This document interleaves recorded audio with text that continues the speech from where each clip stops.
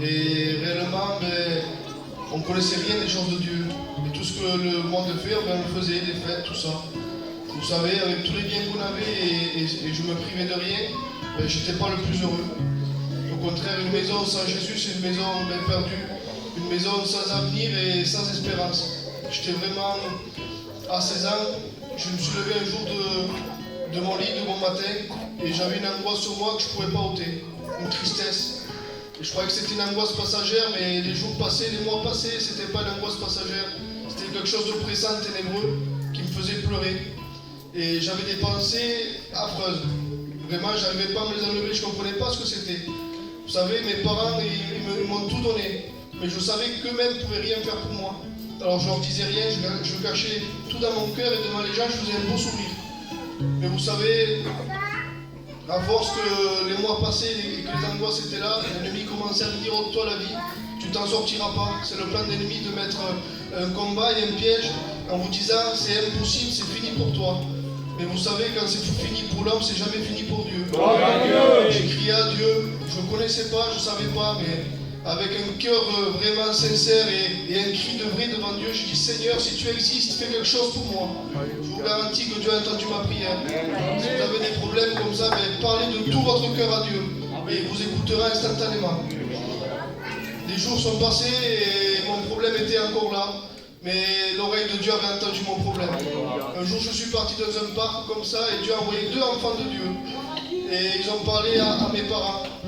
Ils ont dit, venez à la réunion, il y a des cantiques, tout ça. Et après, ils sont partis, mes parents, ils parlaient, ils disaient, on va y aller, mais ils ne savaient pas mon problème. Ils disaient, je ne sais pas pourquoi. Ils disaient à ma mère, elle dit, on a tout, mais il y a une tristesse, il y a un vide à la maison. Il faut aller un peu aux choses de Dieu. Quand je suis rentré dans ce lieu, vous savez, j'ai connu un peu pas de tout dans ce monde, mais les joies, tout ça. J'ai jamais senti ça dans le monde quand je suis rentré dans cette réunion. J'ai senti une paix que c'était inexplicable. Avec le respect que je vous dois pour ceux qui sont en deuil, j'avais pas besoin de faire des bêtises, de boire ou quoi pour avoir la joie. J'avais le Saint-Esprit qui est tombé sur moi et j'avais une paix que je ne comprenais pas, que jamais rencontrée. Et j'ai juste dit Seigneur, délivre-moi de mon angoisse. Ce qui me semblait impossible à moi, dans les jours qui passaient, j'étais complètement libéré. Aujourd'hui, je sers Dieu de tout mon cœur et c'est la meilleure chose que ce que j'ai fait dans mon foyer. Dieu vous bénisse. Béni soit Dieu. Ah, Dieu soit la gloire. Gloire au Seigneur. Bonsoir à tous. Merci à Dieu. Voilà, nous sommes contents ce soir d'être ici. Gloire au Seigneur. Dieu est bon pour nous. Dieu nous a rassemblés, comme il le fait dans chacune de nos réunions, parce qu'il nous aime. Et parce qu'il nous aime, eh bien, il désire nous parler.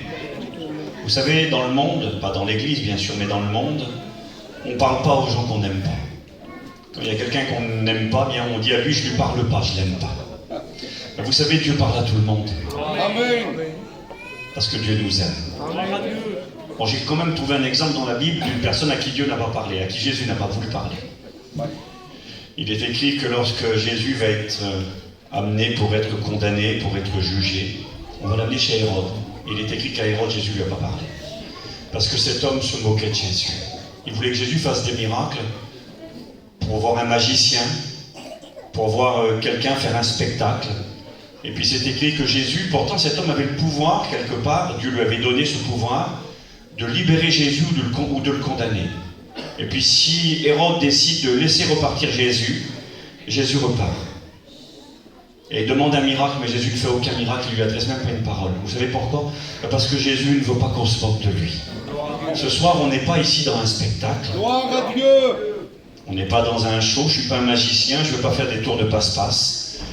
Ce jour-là, Hérode s'attendait à ça, Jésus n'a rien fait, Jésus ne lui a pas parlé. Mais je crois que vous, si vous êtes là ici ce soir, ce n'est pas avec ce même cœur. Et que Dieu va vous parler. Et j'aimerais, comme je le fais régulièrement, pas pour faire plus, ni pour faire mieux que les autres, mais parce que j'en suis convaincu. Merci mon frère. Je souris parce qu'avec 2 bouteilles d'eau, on peut prêcher très longtemps, donc je ne vais pas les boire, je vous rassure tout de suite. J'aimerais, comme je le fais régulièrement, essayer d'avertir celui qui n'est pas conscient. J'essaye aussi d'encourager, d'inviter à la fidélité les chrétiens et les chrétiennes, et de rappeler à la maison paternelle les brebis égarées, les fils et filles prodigues, il y en a. Nous sommes conscients, les uns et les autres, que l'époque que nous vivons aujourd'hui est une époque très particulière. C'est du jamais vu dans l'histoire humaine, dans tous les domaines. Et ce soir, j'aborderai avec vous un domaine dont on ne parle pas forcément souvent, mais qui pourtant est une réalité concernant le retour de Jésus-Christ. Vous savez, je pense, la majorité d'entre vous, que Jésus un jour va revenir. C'est lui qui l'a dit, c'est lui qui l'a promis, et parce qu'il n'est pas un menteur, mais qu'il est la vérité, il tiendra sa promesse. Les versets sont nombreux, 319 versets dans le Nouveau Testament, un verset sur 25 nous parle de cette réalité. Jésus va revenir, lui-même a dit, avec beaucoup de simplicité, « Je m'en vais, mais un jour je reviendrai, et je vous prendrai avec moi. Je m'en vais vous préparer une place, mais je vais revenir. Et quand cette place aura été préparée, je reviendrai, je vous prendrai avec moi, afin que là où je suis, vous y soyez aussi. » Donc nous savons qu'il va revenir. Mais la question qu'on est en droit de se poser, c'est peut-il revenir maintenant? Est-ce que Jésus peut revenir rapidement? Moi je le crois, j'écoute des amens, je sais que c'est vrai. Vous savez, même si on n'est pas au courant de tout ce qui se passe dans le monde, même si on n'a pas la science de toute l'écriture et qu'on n'a pas tout compris, pour ceux et celles qui sont chrétiens et chrétiennes, il y a le Saint-Esprit qui habite en nous et le Saint-Esprit nous rend témoignage. Et nous savons que celui qui doit venir arrive à grands pas. Amen. Mais maintenant, même ceux qui n'ont pas le Saint-Esprit en eux, quand ils voient le monde dans lequel ils évoluent aujourd'hui, sont obligés d'arriver à la conclusion que les choses ne tournent pas rond. Sont obligés d'arriver à la conclusion qu'il y a quelque chose qui peut nous tomber sur la tête à n'importe quel moment. Je ne vous parlerai pas de la guerre en Ukraine ce soir dans le cadre du conflit qu'il y a entre la Russie et l'Ukraine, dans le cadre de ce que ça pourrait engendrer au niveau mondial. J'en ai parlé en début d'année ici dans la région, le risque d'une guerre nucléaire, et ça continue, hein, c'est pas du tout annulé cette réalité. Le risque d'une 3e guerre mondiale, on en écoute parler constamment et constamment. Je ferai allusion à ce conflit qu'il y a aujourd'hui entre l'Ukraine et la Russie, mais d'une manière peut-être dont vous n'avez pas écouté trop parler. La face cachée de cette guerre-là. Au-delà de la guerre nucléaire, au-delà d'une 3e guerre mondiale possible, il y a quelque chose de caché derrière cette guerre dont les médias ne parlent pas beaucoup et dont je vous parlerai au cours de ce message ce soir. Mais j'aimerais vous lire la Bible. Encore merci à mes frères, merci à Kiki, aux copains, je suis content d'être avec vous. Je le répète, pas pour faire plus, pas pour faire mieux, simplement apporter mon concours. L'œuvre de Dieu ici, elle se fait sans moi, parce que vous savez pourquoi? Parce qu'il y a Jésus ici, c'est tout. Parce que celui qui fait l'œuvre, c'est Jésus. Jésus a dit, je bâtirai mon église, et les portes du séjour des morts ne prévaudront pas contre elle. Matthieu 16, verset 18. C'est lui qui bâtit l'église. C'est lui qui ajoute à l'église. C'est écrit, on connaît les versets. Acte 2, verset 37. Le Seigneur ajoutait 47, pardon. Le Seigneur ajoutait chaque jour à l'église ceux qui étaient sauvés. Donc c'est lui qui bâtit, c'est lui qui construit. Et ici, c'est l'œuvre de Dieu. Donc Dieu a bien voulu nous rendre participants et on lui rend grâce. On ne le mérite pas. Dieu n'a pas besoin de nous. J'aimerais vous le dire parce que c'est vrai. Dans les cimetières, il y a plein d'indispensables. Il y a des grands noms, il y a des grands hommes, des grands serviteurs de Dieu qui sont partis. Mais l'œuvre continue. Parce que ce n'est pas l'œuvre d'un homme, c'est son œuvre à lui. Nous pouvons et nous devons tous être utiles à Dieu. Tout le monde peut être utile à Dieu. Et on le doit. On doit se mettre à son service. Mais ne nous croyons jamais indispensables. Parce que son œuvre, elle lui appartient à lui. Je lis ce passage dans le psaume 2, verset 1er. On lit ensemble jusqu'au verset 5. Le psaume 2, verset 1er au verset 5. Je lis pour vous la Bible. Pourquoi ce tumulte parmi les nations? Tumulte, c'est du bruit. Pourquoi ces vaines pensées parmi les peuples? Pourquoi les rois de la terre se soulèvent-ils? Et les princes s'unissent-ils avec eux contre l'Éternel et contre le Christ? C'est marqué dans nos Bibles généralement contre son oint. Le mot oint signifie le Christ, le Messie. Le psalmiste pose la question, pourquoi ce tumulte, ce bruit qui se fait parmi les nations du monde? Pourquoi ces vaines pensées? Pourquoi les rois de la terre se soulèvent-ils? Les princes se liguent-ils, s'unissent? Une union mondiale des dirigeants du monde, des princes, des rois, de ceux qui gouvernent, vont s'unir ensemble, c'est écrit. Et Dieu dit, mais pourquoi? Une union mondiale contre Dieu. C'est écrit. Pourquoi les rois de la terre se soulèvent-ils et les princes se liguent-ils avec eux contre l'Éternel, le Dieu créateur de l'univers, le Dieu d'Israël, le Dieu de la Bible, et contre son Christ, brisons leurs liens. C'est le message des nations, le message des dirigeants mondiaux, le message des gouvernants. Ils se liguent ensemble contre Dieu et son Fils, et ils diront cette parole. Brisons leurs liens. Délivrons-nous de leurs chaînes. Gloire à Dieu. Celui qui siège dans les cieux rit. Le Seigneur se moque d'eux. Puis il leur parle dans sa colère. Il les épouvante dans sa fureur. Cette expression attribuée aux dirigeants du monde à un moment de l'histoire humaine qui vont s'unir ensemble dans une révolte contre Dieu, dans une guerre contre Dieu. Et ils diront, ces hommes, et ces femmes bien sûr, délivrons-nous de leurs chaînes, brisons les liens. Et de quoi parle-t-il? Il y a une traduction plus simple, la traduction français courant qui dit ceci. Les dirigeants du monde vont s'unir ensemble avec un message commun. Et le message sera celui-ci, à l'égard de Dieu. Rompons les liens qu'ils nous imposent, disent-ils, rejetons leur domination. Il va y avoir un jour une coalition, une union des dirigeants du monde entier qui vont influencer le monde dans une révolte contre Dieu. Ils inviteront les hommes et les femmes à se libérer de l'Évangile, à se libérer de Dieu. Ils considéreront la parole de Dieu, ils considéreront les choses de Dieu comme des entraves, comme des chaînes. La traduction Sommer, elle dit ceci. Ces gens diront, faisons sauter tous les liens et jetons au loin leurs chaînes. Les dirigeants du monde entier, dit l'Écriture, à un moment donné vont s'unir ensemble, prendre position contre Dieu ouvertement, et ils proclameront ce message. Libérons-nous des chaînes de l'Évangile. Libérons-nous des entraves que représentent Dieu, Jésus et sa parole. Je vous lis un deuxième passage. J'y reviens dans un instant. Dans 2 Thessaloniciens, chapitre 2, verset 1er, l'apôtre Paul va adresser un message à l'église de Thessalonique qui croyait que Jésus était revenu et que Jésus les avait oubliés. Eux croyaient cela, parce qu'ils vivaient des tribulations, ils vivaient des persécutions très grandes, et ils croyaient vivre ce que la Bible appelle le jour de l'Éternel, le jour du Seigneur, le jour de la colère. Une période de temps très courte qui arrivera à la fin des temps, où Dieu punira le monde pour son péché. Et quand on lit le livre de l'Apocalypse principalement, mais aussi les écrits de l'Ancien Testament, des prophètes, les paroles de Jésus et des apôtres, eh bien, ils ont tous enseigné cette période de temps qui arriverait à la fin des temps. Le jour de l'Éternel, le jour de la colère, appelé également parfois la grande tribulation. Et puis, ces chrétiens croyaient vivre ce temps. Ils étaient persécutés pour leur foi.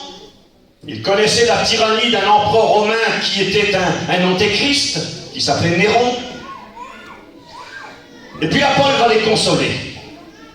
Il va leur rappeler que l'Église n'est pas destinée à la colère, mais à l'acquisition du salut qui est en Jésus. C'est à eux qu'il dira cela. Il dira, vous vous êtes convertis à Dieu en abandonnant les idoles pour servir le Dieu vivant et vrai, et pour attendre Jésus, son Fils, qui va venir du ciel et qui va nous délivrer de la colère qui vient. L'Église n'est pas destinée à la colère, elle sera délivrée de la colère, elle sera enlevée avant le jour de la colère. Et là, ces chrétiens croyaient vivre ce jour. Et regardez ce que dira l'apôtre Paul. Pour ce qui concerne l'avènement, c'est un mot compliqué, avènement veut dire le retour, la venue visible. Pour ce qui concerne l'avènement de notre Seigneur Jésus-Christ et notre réunion avec lui, nous vous prions, frères. Voyez la réunion de l'Église avec Jésus. Un retour visible à l'enlèvement uniquement pour les croyants. Au retour en gloire pour tous les hommes de la terre. À l'enlèvement, c'est écrit noir sur blanc. Hébreux chapitre 9, verset 28. Le Seigneur apparaîtra une seconde fois à ceux qui l'attendent pour leur salut. Est-ce que vous attendez Jésus? Amen. Moi je l'attends. Alors quand il va apparaître à l'enlèvement, ne le verront que ceux qui l'attendent pour leur salut. Moi je l'attends et je le verrai bientôt. Et là il est écrit ceci. Pour ce qui concerne la venue de notre Seigneur Jésus-Christ, de notre réunion avec lui, nous vous prions, frères, de ne pas vous laisser facilement ébranler dans votre bon sens et de ne pas vous laisser troubler, soit par quelques inspirations, soit par quelques paroles, ou même par quelques lettres qu'on dirait venir de nous. Il y avait des écrits qui circulaient, il y avait des messages qui étaient véhiculés, et puis qui disaient que le Seigneur était revenu, et puis que quelque part il avait laissé les chrétiens. Et puis Paul va dire, c'est pas vrai ça.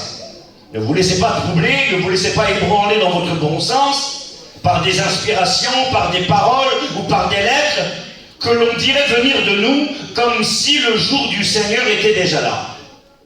Et là il va donner une révélation. Il va donner une explication, un mystère, une clé de compréhension. Un signe qui devrait s'accomplir avant justement que le jour de l'Éternel n'arrive. Avant que l'Église ne soit enlevée dans le ciel, quelque chose doit arriver. Et ça, c'est un signe très clair que l'apôtre Paul nous présente et dont on va parler ce soir. Que personne ne vous séduise d'aucune manière, car il faut, ça veut dire c'est obligé. Ça arrivera inévitablement.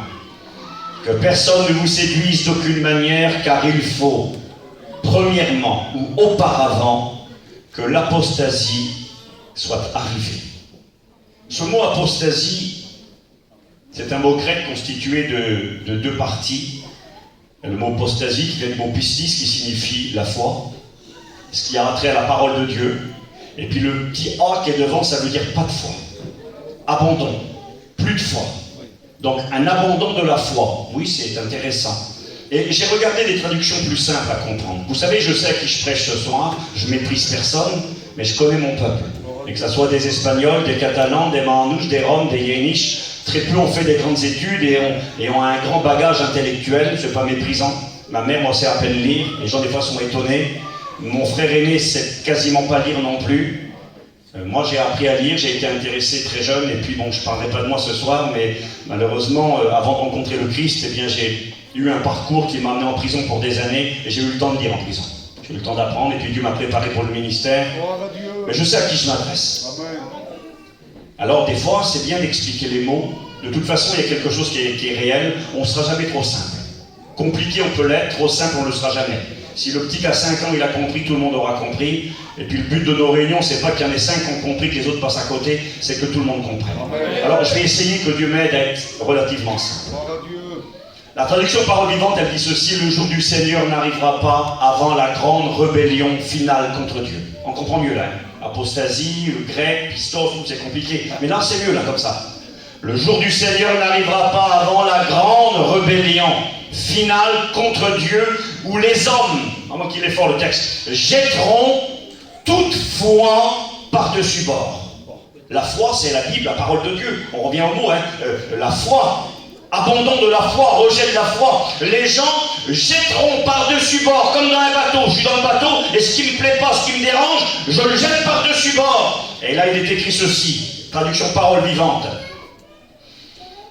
La grande rébellion finale contre Dieu, où les hommes jetteront toute foi par-dessus bord. Tout ce qui a trait à la foi, tout ce qui a trait à la Bible, tout ce qui a trait à la vérité de la parole, on le jettera par-dessus bord. On voudra se débarrasser de Dieu et de sa parole. Parole de vie. Ce jour n'arrivera pas avant la grande révolte contre Dieu. Vous voyez, on comprend mieux là. L'apostasie, c'est compliqué. Mais révolte, on sait ce que c'est une révolte. Une rébellion, on comprend mieux. La rébellion finale, la révolte contre Dieu. Bible français courant, la révolte finale. Bible de Sommer. C'est des personnes qui ont traduit la Bible avec des mots différents pour exprimer une même vérité, pour que ça soit plus compréhensible pour le peuple. Et la Bible Sommer, elle dit ceci: le jour du Seigneur n'arrivera pas avant qu'éclate le grand rejet de Dieu. La Bible nous annonce qu'avant que l'Église ne parte dans le ciel, et que Jésus ne revienne pour chercher ceux et celles qui ont fait la paix avec lui, la Bible nous annonce qu'il y aura une révolte mondiale contre Dieu. Le psaume 2 l'annonce déjà. Les rois de la terre et les princes s'unissent ensemble pour faire la guerre à Dieu. Et ils diront, on va se débarrasser de Dieu, on va se débarrasser de l'Évangile. L'Évangile, c'est comme des chaînes qui nous entravent. Les gens du monde considèrent la parole de Dieu comme une entrave, comme des chaînes, quelque chose dont on ne veut pas. Un autre passage, si vous le voulez bien, on peut lire un instant. De toute façon, on est là pour ça. On va lire ensemble, si vous le voulez bien, dans le psaume 83, le verset 6. On lit un verset. On peut même lire le verset 1. Le psaume 83 nous dit ceci. Cantique, psaume d'Asaph. Ça a à peu près 3000 ans, à l'époque de David.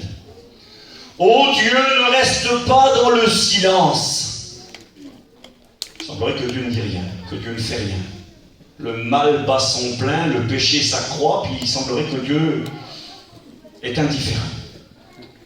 Et là, la prière du psalmiste, ô Dieu, ne reste pas dans le silence, ne te tais pas, ne te repose pas, ô Dieu, car voici tes ennemis s'agitent.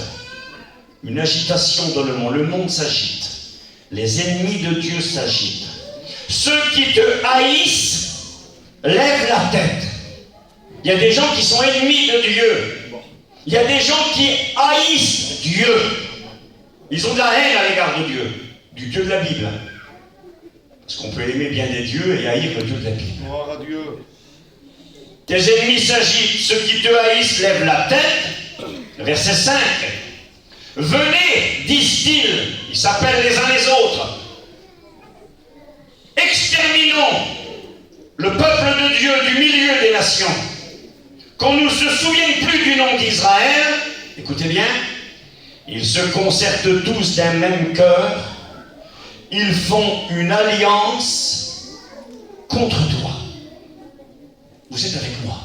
Ils font une alliance contre toi, dira Asaph en parlant de Dieu. La Bible nous annonce clairement, les passages sont nombreux dans l'Écriture, qu'il y aura à la fin des temps, avant que l'Église ne parte dans la gloire, une guerre contre Dieu. Comment se battre contre Dieu? Avec des fusils, des mitraillettes, des bombes nucléaires? On va jeter une bombe dans le ciel? Non, c'est pas comme ça qu'on se bat contre Dieu. On se bat contre Dieu en prenant position contre lui. En rejetant sa parole, en méprisant les Écritures. On prend position contre Dieu, bien sûr en haïssant ceux qui représentent Dieu sur la terre. Le peuple d'Israël, en son temps, et encore aujourd'hui, bien sûr, ils sont marqués de cette approbation, de cette marque divine qui fait que ce peuple est particulier et qu'il y a un avenir grandiose pour eux avec le Seigneur. Et aujourd'hui, le peuple qui représente Dieu sur la terre, c'est l'Église du Seigneur. Et j'aimerais vous dire que l'Église de Jésus n'est pas aimée. Les gens du monde n'aiment pas les chrétiens authentiques. Vous savez ce que je prêche ce soir et ce que je vais vous dire pendant le message? Je vois les frères qui filment cette réunion. Je ne crois pas que c'est un message qui fera fureur et qui sera apprécié des gens du monde, bien au contraire, ça va en irriter plus d'un. Et je suis même conscient, écoutez bien, je suis conscient de ce que je fais. Je suis conscient de ce que je vais vous dire ce soir pourrait me faire passer pour les tribunaux. C'est vrai, écoutez, je vais vous dire des choses, moi j'ai écrit ça, je vais vous dire des choses choquantes ce soir. J'ai pas envie de choquer, je suis pas un provocateur. Mais je suis un homme de la Bible, comme les frères prédicateurs qui sont là. Et la Bible nous dit ce qui va arriver. La Bible nous parle de cette révolte, et elle nous dit en quoi elle consiste, la révolte. Elle nous dit ce qui va arriver. Elle ne nous dit pas que les gens vont tirer des coups de fusil dans le ciel, je le répète, ni jeter des bombes contre Dieu. On ne peut pas attaquer Dieu. Mais elle nous dit qu'est-ce que va donner cette révolte contre Dieu. Qu'est-ce qu'elle va produire. Et elle aboutira au grand jugement de Dieu. Elle aboutira à la colère de Dieu. Elle aboutira à ce temps où Dieu dira stop, c'est fini maintenant. Cette révolte, je ne l'accepte pas. D'ailleurs, le psaume 2, je ne l'ai pas lu en entier, j'aurais pu le faire. Le psaume 2 continue et dit ceci, il parle de cette révolte des dirigeants du monde, et avec eux bien sûr les nations du monde, contre Dieu. Il est écrit, celui qui est assis dans les cieux rit, le Seigneur se moque d'eux, et il leur parle dans sa colère, mais vous me faites la guerre à moi, vous me rejetez à moi, vous voulez me mépriser, vous voulez rejeter ma parole, c'est marqué, celui qui est dans les cieux rit, le Seigneur se moque d'eux, et il leur parle dans sa colère, il les épouvante dans sa fureur, et il leur dira ceci, verset 12, embrassez le Fils, c'est l'un des passages qui parle de Jésus comme étant le Fils de Dieu, dans l'Ancien Testament, embrassez le Fils, de peur qu'il ne s'irrite, et que vous ne périssiez dans votre voie, car sa colère, la colère du Fils, est prompte à s'enflammer. Heureux tous ceux qui se confient en lui. Amen. Sa colère va s'enflammer dans cette révolte contre Dieu, qui va atteindre un niveau jamais égalé. Dans ce mépris de Dieu, dans ce mépris de Jésus, dans ce mépris de la Bible, dans ce mépris des chrétiens et chrétiennes authentiques, et aussi dans ce mépris d'Israël. Il y aura une tentative, tôt ou tard, de destruction du peuple juif. Ça a déjà existé à travers les nations, à travers les siècles. Les nations du monde entier ont tout le temps fait la guerre à Israël, ils ont fait beaucoup de mal. Il y a eu bien sûr les camps de la mort qui ont été terribles, mais il y aura encore un avenir bien sombre pour Israël, mais qui finira par le retour en gloire du Christ sur la terre et la conversion de tout Israël. Nous y croyons, la Bible l'enseigne. Que Dieu soit glorifié. En quoi consistera cette révolte? L'apôtre Pierre nous en parle un petit peu. Je vais arriver à l'actualité, vous allez voir dans quelques minutes. Vous savez, je l'ai dit plusieurs fois et je le répète ce soir. Moi, quand je lis la Bible, je suis un garçon convaincu. Convaincu que celui qui doit venir, le Christ, arrive. Convaincu que son retour est imminent. Et quand je regarde l'actualité, je m'informe. Tous les soirs, je regarde rarement la télévision. Je ne suis pas l'exemple à imiter, mais c'est mon choix personnel. Je n'ai pas le temps de toute façon. Et le soir, quand j'ai un petit peu de temps, j'arrive chez moi. Quand j'arrive dans mon lit, je suis content. J'aime être chez moi, j'aime me reposer. Et puis là, je lis ma Bible et je regarde l'actualité. Je regarde à travers des informations ce qui se passe un peu dans le monde. Et puis, je lis ma Bible. Et vous savez, j'ai souvent le sentiment, je l'ai déjà dit et je le répète, quand je regarde l'actualité d'aujourd'hui, de ce qui se passe maintenant, j'ai le sentiment de lire la Bible. On dirait que la Bible, c'est le journal de ce matin. Pas possible, Seigneur, c'est écrit comme ça dans ta parole. Mais les écrits, ils ont 1000 ans, 1500, 2000 ans, 3000 ans. Et puis devant mes yeux, je les vois s'accomplir. Vous savez pourquoi? Parce que la Bible est la vérité. Amen. Parce que tout ce qui est écrit dans ce livre s'accomplit et s'accomplira inévitablement. Alors, l'apôtre Pierre nous parle de ce qui arrivera juste avant que l'Église ne parte au ciel. Il parle aussi des temps de la fin, il parle de cette révolte. Il parle de ce rejet de Dieu, de ce mépris de Dieu, de cette guerre contre Dieu. Et il donnera un petit détail qui est intéressant. 2 Pierre chapitre 3, verset... On peut lire verset 3. sachant avant tout que dans les derniers jours, la fin quoi maintenant, il viendra des moqueurs, avec leur raillerie, leur moquerie, leur mépris, marchant selon leur propre convoitise, et ils diront, où est la promesse de son retour? Car depuis que les pères sont morts, tout demeure comme dès le commencement. Ils veulent ignorer, écoutez bien, ils parlent des moqueurs des temps de la fin avant que l'Église ne parte dans la gloire et que Jésus ne revienne. Écoutez le message de ces moqueurs. Ils veulent ignorer, en effet, que des cieux existèrent autrefois par la parole de Dieu, de même qu'une terre tirée de l'eau est formée au moyen de l'eau, et que par ces choses le monde alors périt. La Bible française courant elle dit ceci, j'aime bien, c'est plus simple. À la fin des temps, il viendront des personnes, il s'est écrit, ils voudront oublier volontairement ceci. Il y a longtemps, Dieu a créé le ciel et la terre par sa parole. Un temps où on niera l'existence de Dieu. Un temps où on remettra en cause même qu'il y a un créateur qui a créé l'univers. Quand on regarde la création, avec notre petite connaissance, notre petit cerveau, quand on regarde la perfection de la création, la beauté de la création, dans l'infiniment grand comme dans l'infiniment petit, on est obligé d'arriver à la conclusion qu'il y a un créateur. Il y avait un homme qui s'appelait Voltaire, c'était un ennemi de Dieu, un ennemi de l'évangile, un ennemi de Jésus. Et cet homme était quand même obligé de dire, ça l'ennuyait, mais il était honnête, obligé de dire devant une si belle horloge, il doit bien y avoir un horloger. Il appelait Dieu le grand horloger. La perfection, une horloge, c'est très compliqué avec des mécanismes. Mais une horloge devant la création, ce n'est rien. C'est un jeu d'enfant, une horloge. La plus compliquée des montres devant la perfection et la complexité de la création de Dieu. Révèle qu'il y a un créateur. Je ne rentre pas dans les détails parce que ce n'est pas mon message de ce soir. Mais la Bible enseigne qu'à la fin des temps, on irait jusqu'à remettre en cause les moqueurs, jusqu'à remettre en cause l'existence même d'un créateur, qu'on irait jusqu'à nier la création. C'est intéressant, j'ai regardé dans l'actualité, un texte de loi a été voté en juin 2007 par le Conseil de l'Europe interdisant l'enseignement du créationnisme dans les écoles.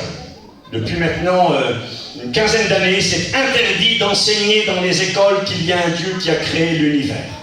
On doit enseigner l'évolutionnisme, le darwinisme, l'homme est le fruit d'une évolution, la Terre a évolué par hasard, elle s'est créée par hasard, tout ce qui existe est fait par hasard, et puis il y a eu des animaux, il y a eu des singes, ils sont devenus des hommes, et tout ça c'est l'évolution, c'est ce qu'on fait croire à nos enfants, c'est ce qu'on apprend dans les écoles.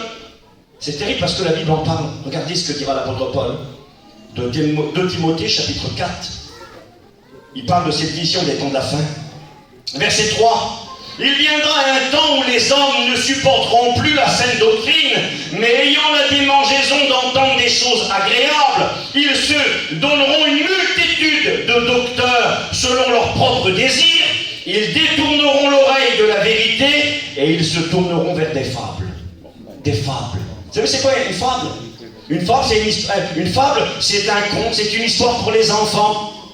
Il y avait cette fable qui parlait du prince transformé en grenouille. Et puis la princesse fait une bise à la grenouille et puis elle se transforme et elle devient un beau prince. C'est une fable. Une grenouille qui devient un prince. Vous savez, un singe qui devient un homme, c'est pareil. Ah oui, c'est une fable. Les fables de La Fontaine, des contes pour enfants. Ils se croyaient intelligents, se vantant d'être sages, ils sont devenus des fous. Le monde est en train de devenir fou. Certains diront, mais Steve, c'est quand même, il y a du crédit. Vous savez, je vous le dis, c'est pas mon message. Il y a un livre qui a été vendu cet hiver, je l'ai acheté, un gros livre, là, qui, malgré la folie générale, malgré l'enseignement obligatoire dans la majorité des universités et des écoles dans le monde, il y a quand même des scientifiques de haut niveau et de renom qui croient avec certitude qu'il y a un Dieu créateur de l'univers. Ils en ont fait un livre, La preuve de Dieu dans l'univers, et il y a le nom de tous ces grands hommes, je l'ai chez moi, je l'ai encore relu récemment, et parmi ces gens-là figurait Einstein, qui n'était pas quand même le plus bête des êtres humains, et il était convaincu qu'il y avait un Dieu créateur devant la complexité et la beauté de l'univers. Mais, je ferme la parenthèse, mais néanmoins ce qui est enseigné dans nos écoles, nier jusqu'à l'existence du créateur. Et qu'est-ce que ça produit quand on dit qu'il n'y a pas de Dieu? Je lis toujours la Bible. Le psaume 4 nous en parle. Regardez, le psaume 14. C'est écrit comme ça. Il va directement au but. Quand on dit que Dieu n'existe pas, quand on rejette Dieu, quand on méprise Dieu, quand on veut faire la guerre à Dieu, parce que c'est la réalité du monde dans lequel nous sommes. David dira cette parole il y a 3000 ans en arrière. Il parle du retour de Jésus, je vais vous le montrer, dans le psaume 14, qui est un psaume messianique. Il dira l'insensé. Certaines traductions disent le fou, ou les fous. L'insensé dit en son cœur, il n'y a point de Dieu. David dit, c'est les fous qui disent qu'il n'y a pas de Dieu. Et quand on dit que Dieu n'existe pas, eh bien, qu'est-ce qu'on fait? Qu'est-ce qui arrive derrière? Regardez ce qui arrive derrière. L'insensé dit en son cœur, il n'y a point de Dieu. Alors, automatiquement, ils se sont corrompus. Ils ont commis des actions abominables. Quand on dit que Dieu n'existe pas, quand on rejette Dieu, quand on rejette sa parole, quand on fait la guerre à Dieu, ça se traduit par des actions. Ils se sont corrompus, la corruption, la pourriture. Ils ont commis des actions abominables, des abominations. Oui, Dieu n'existe pas. Il n'en est aucun qui fasse le bien. On ne pratique plus le bien si Dieu n'existe pas. Un jour, j'ai travaillé chez une dame très bien. Elle vivait dans un château en Bretagne. On avait coupé des arbres chez elle. C'était avant d'aller aux écoles bibliques. Et puis, cette dame m'a dit ça. Je m'en suis souvenu toute ma vie. Elle m'a dit cette parole. Elle m'appelait Steve. Elle me vous voyez. Elle me disait, Steve, vous savez, quand les églises se vident, c'est-à-dire quand on ne croit plus en Dieu, quand on rejette Dieu, quand on méprise Dieu, elle me disait ceci, quand les églises se vident, les prisons se remplissent. C'est beau ces paroles-là. Quand les églises se vident, les prisons se remplissent. Ben oui, quand il n'y a pas de Dieu, quand Dieu n'existe pas, quand tu ne crois pas en Dieu, eh bien, tu te crois tout permis. Tu te livres à toutes sortes d'actions, tu n'as aucune crainte, tu te dis dans ton cœur, j'aurai de compte à rendre à personne. Bien qu'au fond de toi-même, tu sais qu'il y aura des comptes à rendre. Ils se sont corrompus, ils ont commis des actions abominables, aucun ne fait le bien. Et l'Éternel du haut des cieux regarde les fils de l'homme. Vous allez voir, ça parle d'aujourd'hui. Pour voir s'il y a quelqu'un qui soit intelligent et qui cherche Dieu. Mais tous s'égarent. S'égarer, c'est s'espère dans ses pensées, s'espère dans ses actions. Tous sont égarés, tous sont pervertis. La perversion. C'est la saleté, l'impudicité. Le mal. Vous savez, on est gêné parce que même si des fois on a des mots, on ne sait pas comment les utiliser par respect qu'on a les uns pour les autres. Mais j'aimerais aussi vous dire ceci ce soir. Il y a des choses qu'on n'ose pas dire des fois dans les églises parce qu'on a peur de choquer les gens. Mais il ne faut pas aller bien loin. On a à peine ouvert la porte qu'on n'est plus choqué de rien. On n'est plus choqué de ce qui se passe devant les postes de télévision. On n'est pas choqué de ce qui se passe dans certaines familles parfois. On n'est pas choqué de ce que les gens regardent sur les réseaux sociaux. Et à l'église, quand le pasteur il a dit un mot, même que c'est écrit dans la Bible, les gens sont outrés, ils sont choqués. Il faut arrêter de faire du cinéma. Il faut prendre la Bible et puis avec honnêteté. Alors, on a du respect, moi je vous respecte, vous me respectez. On va essayer d'avoir du tact dans nos propos.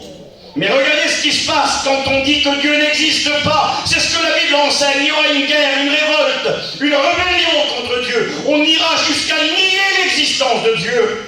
Et quand on dit que Dieu n'existe pas, on se corrompt. On devient abominable. On s'égare. On devient des hommes et des femmes perverses. Tous ceux qui commettent l'iniquité sont-ils devenus fous? Ont-ils perdu le sens? Ils n'invoquent pas l'Éternel. Verset 5, regardez, ça parle du retour du Seigneur. Dans le même contexte où on dit que Dieu n'existe pas, où on se livre aux abominations, à la corruption, où on s'égare, où on tombe dans la perversité, où on abandonne le bien. Verset 5, c'est alors qu'ils trembleront d'épouvante. Ah, pourquoi est-ce qu'ils vont avoir peur?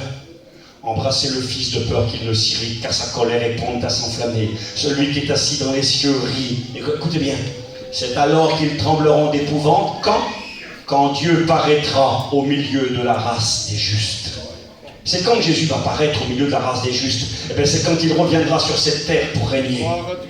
Il sera accompagné de son Église. Alors il y a plein de passages, Colossiens chapitre 3, notre vie est cachée dans le Christ et qu'en Christ notre vie paraîtra, nous paraîtrons aussi avec lui dans la gloire. Zacharie chapitre 14, l'Éternel mon Dieu viendra, il posera ses pieds sur la montagne des Oliviers qui est en face de Jérusalem et il sera accompagné de tous les saints. Apocalypse chapitre 19, les noces de l'agneau, chapitre 20, il revient. Et quand il revient, il est accompagné des armées qui sont dans le ciel, vêtues d'un fin lin blanc pur. Et le fin lin blanc pur, c'est le vêtement de l'Église. Alors Jésus reviendra un jour, et c'est écrit là. C'est alors qu'ils trembleront d'épouvante quand Dieu, le Messie est appelé Dieu, Jésus est Dieu, il est le Fils de Dieu, l'égal de Dieu son Père. Et il est écrit ceci, c'est alors qu'ils trembleront d'épouvante quand Dieu paraîtra au milieu de la race juste. Jeter la honte sur l'espérance du malheureux, l'Éternel est son refuge. Oui, le Seigneur un jour va paraître au milieu de la race des justes, à une époque, à un moment où les hommes auront été jusqu'à nier son existence, jusqu'à nier la réalité du Dieu créateur. Et ça aboutira à ce que nous avons lu. Alors j'avance progressivement avec vous. Nous vivons dans un temps où depuis déjà bien des années, cette révolte a commencé contre Dieu. Il y a eu des périodes dans l'histoire humaine où il y a eu des accélérations. J'étais en train de relire encore tout à l'heure, lorsqu'il y a eu en France un événement particulier, c'était en mai 1968. Il y en a peut-être qui s'en souviennent, moi j'étais pas né à l'époque, hein. Il y a quelqu'un qui se souvient devant. Moi, je suis né en 75, donc j'étais pas là à l'époque, mais j'ai écouté parler de cette histoire où en France, et cette révolution s'est propagée dans le monde entier. On a appelé ça la révolution des mœurs, mai 68. Des hommes, des femmes, des étudiants principalement, des jeunes, se sont mis à battre le pavé dans les rues de Paris, à se révolter contre toute autorité, et en scandant des slogans dans les rues. Ils écrivaient sur les murs, sur des drapeaux, et puis ils criaient haut et fort des slogans qui représentaient leur combat. Et puis tout à l'heure, j'ai regardé un petit peu encore, certains que je connaissais. Interdit d'interdire! Tout est permis! On fait ce que l'on veut! Interdit d'interdire! C'était le désir de cette jeunesse de l'époque. N'oubliez pas que cette jeunesse de l'époque, c'était il y a environ un peu plus de 50 ans maintenant. Aujourd'hui, ils ont 70 ans, ces personnes-là. Et c'est eux qui dirigent nos pays. C'est eux qui dirigent les peuples. Ces gens qui étaient dans les rues il y a 70 ans, il y a 50 ans par en arrière, et qui battaient le pavé, qui réclamaient interdit d'interdire. D'autres slogans, ni Dieu, ni maître. On n'a pas de Dieu, nous. On n'a pas de maître. C'est nous qui commandons. Et j'ai trouvé tout à l'heure un slogan que je n'avais jamais vu, qui était brandi à l'époque, c'était celui-ci. Même si Dieu existait, ils ne disaient pas qu'il existe. Ils ont dit, même si Dieu existait, il faudrait le supprimer. C'était les slogans à l'époque dans les rues. Ni Dieu, ni maître. Même si Dieu existe, eh bien on va le supprimer. On n'en veut pas de Dieu. Interdit d'interdire, tout est permis. Il y a eu un coup d'accélérateur des dirigeants du monde. Les rois de la terre et les nations des nations, les princes, se sont unis ensemble pour faire une guerre, une alliance contre Dieu, contre le Christ, contre la parole. Paul avait dit qu'il y aurait, avant que le Christ ne revienne, une grande rébellion, une grande guerre contre Dieu, où les hommes et les femmes allaient s'unir ensemble, et l'Église de Jésus devait voir ça arriver, avant l'enlèvement. Je vais essayer de vous faire comprendre qu'on est en plein dedans aujourd'hui. De toute façon, vous le savez. Dans l'Épître aux Romains, chapitre 1er, il est question de la colère de Dieu qui va se manifester du ciel. Soyez avec moi, on va arriver dans les choses plus concrètes. Il est question de cette colère de Dieu qui va se manifester. Vous savez, il y en a qui n'ont pas compris. Il y en a qui, je ne sais pas si dans votre région il y a ces conflits, parfois ça existe dans certaines régions. Certains disent, oui mais non, mais les chrétiens vont connaître la grande tribulation, la colère de Dieu. Non, moi je ne suis pas d'accord, puis il y en a qui se bataillent. Quel dommage. Il ne faut pas se faire la guerre entre nous, il ne faut pas se tromper d'ennemi. Notre ennemi, c'est le diable. Ton ennemi, c'est pas ton frère. Ton ennemi, c'est pas le pasteur, c'est pas ta sœur, c'est le diable, ton ennemi. Alors moi, je fais la guerre à personne. Même si quelqu'un a un avis comme le mien à 100%, l'avenir nous dira qui a bien ou mal compris. Mais par contre, il y a une chose qui est très importante, il faut être fidèle, il faut aimer Jésus, et il faut marcher dans ses voies. Il y en a qui se font la guerre, ils ne sont même pas chrétiens. Un jour, j'étais dans une région, il y a 2 hommes qui m'ont attaqué, des hommes d'un certain âge. Ils voulaient discuter biblique, doctrine, sur le retour de Jésus. Ils n'avaient pas la même compréhension, pas la même vision. Et puis moi, je leur ai juste dit ça. Je leur ai dit, écoutez, l'avenir nous dira qui a bien ou mal compris. En attendant, moi j'aime Jésus, j'ai Jésus dans mon cœur, il m'a sauvé. Alors en attendant, bien, soyons fidèles, marchons pour Dieu, et l'avenir nous dira qui aura bien ou mal compris. Mais ce qui compte, c'est d'être prêt. Si on est prêt, on verra bien. Et quand j'ai dit ça, ils ont baissé la main, ils ont vu que je voulais me battre avec eux. Et puis j'ai appris à la fin de la discussion, Guigui, que les deux hommes en question, c'était pas des chrétiens, ni l'un ni l'autre. Non, ils n'étaient pas chrétiens. Leur famille allait aux réunions, leur famille était dans ce conflit-là, bête et inutile. Et puis ils voulaient se battre avec moi, ils n'étaient même pas convertis. Et moi, je leur ai dit, ce qui compte, c'est d'être prêt. Ils n'étaient même pas prêts. Donc l'avenir nous dira qui a bien ou mal compris, bien que nous avons quand même nous des convictions basées sur l'écriture et qui sont solides.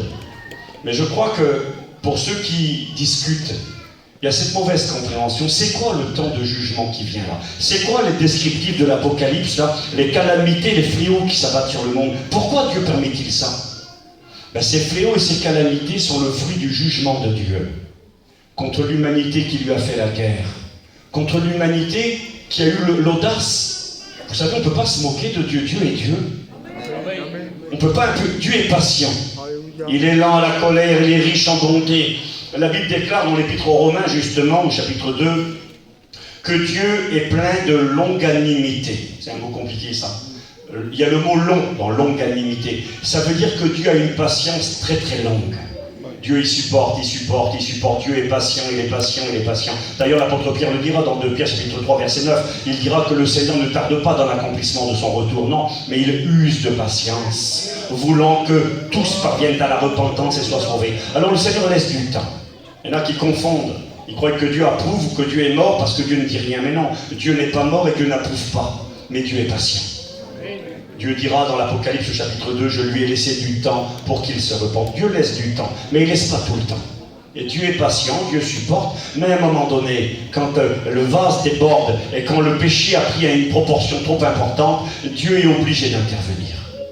Et vous savez pourquoi il intervient? Parce qu'il est juste, parce qu'il est saint, écoutez-moi bien, et parce qu'il est amour. Oui. Si Dieu n'interviendrait pas dans la folie des hommes qui lui font la guerre, c'est la terre entière qui serait détruite.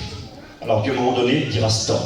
Mais quand Dieu va punir le monde, c'est écrit dans Isaïe chapitre 13, je punirai le monde pour sa malice, je rendrai les pécheurs plus rares que l'or d'Ophir. Eh bien là, c'est pas l'Église. Moi, je suis pas en guerre contre Dieu. J'ai fait la paix avec Dieu. Avant, j'étais en guerre contre Dieu. Le mot guerre, nous avons appris aux écoles bibliques, a plusieurs significations. Manquer le but, faux état d'esprit. Je vous fais grâce des mots grecs. Mais l'un des mots est traduit par faire la guerre à Dieu. Le mot péché, ça veut dire faire la guerre à Dieu. Et avant, on était en guerre avec Dieu. Or, autrefois, nous marchions en ennemis de Dieu. On vivait comme bon nous semblait. On vivait dans la souillure, dans l'immoralité, dans le mensonge, dans le péché. Et on aimait ça. C'était notre nature. On se réjouissait. Fiers de nos mensonges, fiers de nos bagarres, fiers du vol. On était fiers. Et aujourd'hui, on n'est pas des anges encore. On ne le sera jamais de toute façon. Et aujourd'hui, même si on n'a pas atteint la perfection, si parfois on fait une erreur, on pleure. Avant, on ne pleurait pas, on était content. On était fiers. On avait menti à quelqu'un, on avait retaillé quelqu'un, on était fiers, on disait à tout le monde. On s'était battu de quelqu'un, on avait fait du mal à une personne, on en était fiers. Je l'ai tué, j'ai fait ci. Aujourd'hui, si tu dis un mot de travers à quelqu'un, tu pleures. Qu'est-ce qui s'est passé? Parce que Jésus vient habiter en toi. Je ne suis plus un ennemi de Dieu, je suis un ami de Dieu. Je ne suis plus en guerre contre Dieu, je me suis réconcilié avec Dieu. Mais le monde est en guerre contre lui. Et là, regardez, il est écrit, Romains chapitre 1er, verset 18. La colère de Dieu, c'est cette époque qui vient bientôt pour ceux qui sont en guerre contre Dieu, pas pour l'Église. Moi, je ne suis pas en guerre avec Dieu, je le répète, c'est mon ami Dieu. La colère de Dieu va se révéler du ciel contre toute impiété, contre toute injustice. Des hommes qui retiennent injustement la vérité captive. Il y aurait tellement de choses à dire.